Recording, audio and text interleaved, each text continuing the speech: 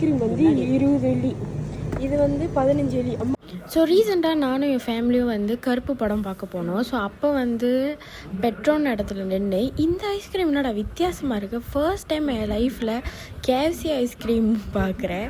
So அதனால் இந்த burger ஐஸ்கிரீமும் KFC ஐஸ்கிரீமும் try பண்ணலான்னு போனேன். இந்த ஐஸ்கிரீமோட விலையை பார்த்து என் குடும்பமே கொஞ்சம் ஷாக்கில் தான் நின்றுச்சு. ஏன்னா நம்ம நார்மலாக வாங்குகிற பர்கரை விட இது சரியான விலையாக இங்கே இருந்துச்சு. இதுக்கு மேலே வாங்க பட்ஜெட் இல்லை.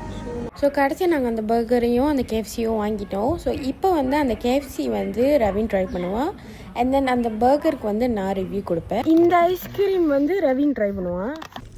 அன்பாக்சிங் ஷாக் ஆகினானா, ஏன்னா அது கிட்டத்தட்ட சிக்கன் மாதிரி இருந்துச்சு. அண்ட் தென் வந்து பார்த்தீங்கன்னா நம்மளோட பர்கரும் கிட்டத்தட்ட பர்கர் மாதிரி தான் இருந்துச்சு. உள்ளே எல்லாமே வெனிலா ஐஸ்கிரீம், மேலே வந்து bread, normal bread, and then இந்த சீஸ் பார்த்தீங்கன்னா மேங்கோ. மொத்தத்தில் சூப்பராக இருந்துச்சுன்னு சொல்ல முடியாது, ஆவரேஜாக தான் இருந்துச்சு.